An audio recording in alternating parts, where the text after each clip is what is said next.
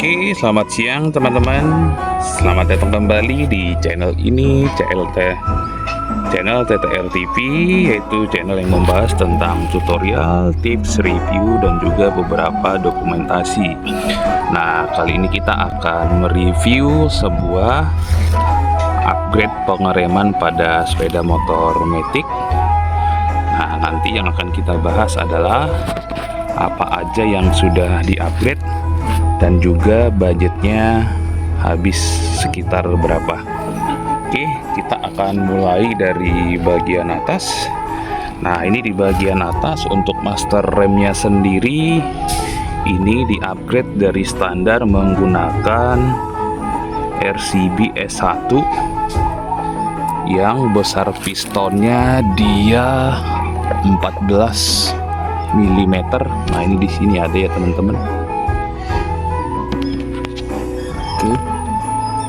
Nah, guys, sebelum kita lanjut videonya, jangan lupa di subscribe dan ditekan tanda loncengnya agar mendapat notifikasi video terbaru dari TTR TV. Yuk disimak sampai habis. Ini 14 mm. Nah, terus dia dalam pembeliannya sudah termasuk si bagian penampung minyak rem, selang, dan juga bracketnya, dan juga kita dapat switch rem. Oke. Nah, dengan menggunakan master ini tentu pengeremannya akan menjadi jauh lebih pakem. Nah, ini untuk harganya sendiri kurang lebih sekitar Rp900.000 di marketplace. Mungkin ketika kita membeli secara offline bisa jadi akan sedikit lebih mahal. Oke. Nah, terus untuk drat spionnya dia sudah PNP dengan spion Honda, yaitu drat kanan. Oke. Nah, terus yang berikutnya kita turun ke bagian bawah. Nah, ini untuk di bagian bawah ini untuk disnya itu sendiri menggunakan disk dari KTC dengan lebar 260 mili. Nah, ini pemasangannya PNP, bisa juga menggunakan baut disk yang standar bawaan motor. Jadi pemasangannya PNP. Nah, ini untuk harganya sekitar Rp550.000. Oke, terus yang berikutnya adalah kaliper. Nah, ini untuk kaliper yang standarnya dari satu piston.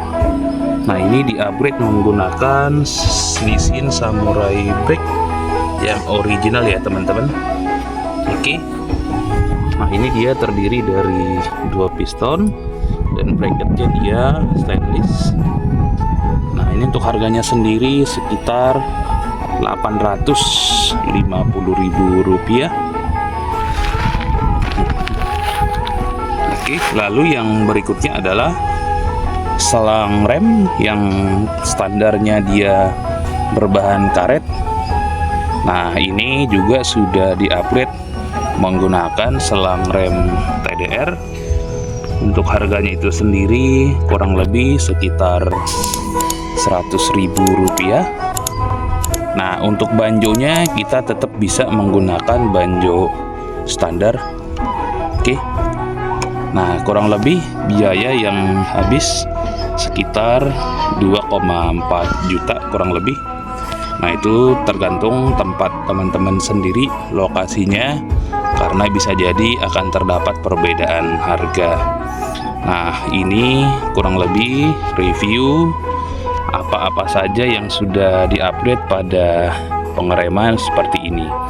Nah, tips-tips pengupgradean rem sebenarnya ketika kita tidak mempunyai budget untuk melakukan pembelian secara keseluruhan seperti master rem, kaliper, dan juga disk.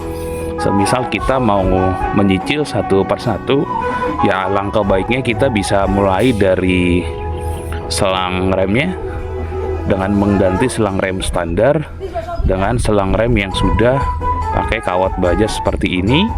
Untuk merek di pasaran itu cukup banyak pilihan, mulai dari TDR, KTC, dan juga ada lebih ternama atau yang lebih bagus ada merek SRP dan juga HEL, dan juga mungkin ada beberapa merek lainnya. Nah, itu bisa disesuaikan dengan budget teman-teman. Oke, lalu langkah yang kedua, sebaiknya teman-teman bisa mengganti disk dengan disk yang lebih lebar. Jadi semisal teman-teman budgetnya masih terbatas, bisa menggunakan kaliper standar tapi selang rem dan juga disknya kita sudah ganti. Nah, kurang lebih urutan dalam pengupgradean rem jika kita mempunyai dana terbatas. Nah, ini gua ulang lagi. Nah, kita bisa upgrade selang remnya. Nah, lalu setelah upgrade selang rem, lalu kita upgrade disknya menggunakan disk yang lebih lebar. Lalu selanjutnya ketika kita sudah punya budget lagi, kita bisa lanjut mengupgrade si kalipernya itu sendiri. Nah, setelah kalipernya kita upgrade, lalu kita bisa sesuaikan dengan melakukan upgrade pada masternya itu sendiri. Nah, untuk sepeda motor Scoopy, masternya sebetulnya sudah cukup mumpuni karena dia sudah 1,5 inch atau 12,7 mm, atau jika dibulatkan 13 mm.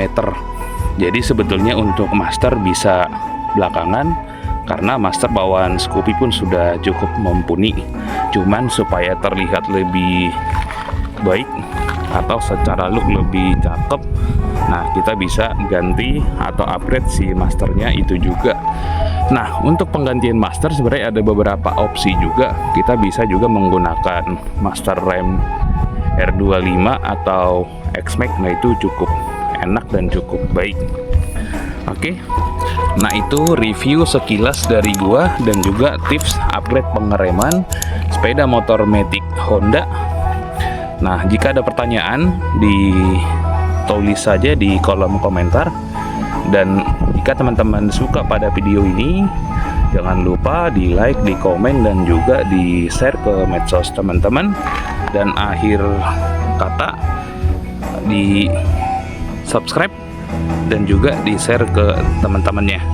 Oke, sekian dan terima kasih.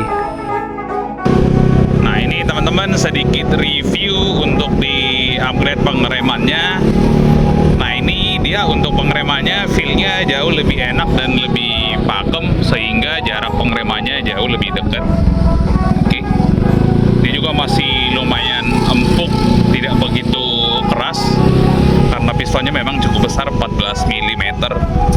Jadi secara overall masih sangat enak. Dengan budget 2,4, menurut gua hasilnya cukup puas pengupgradean rem depan ini.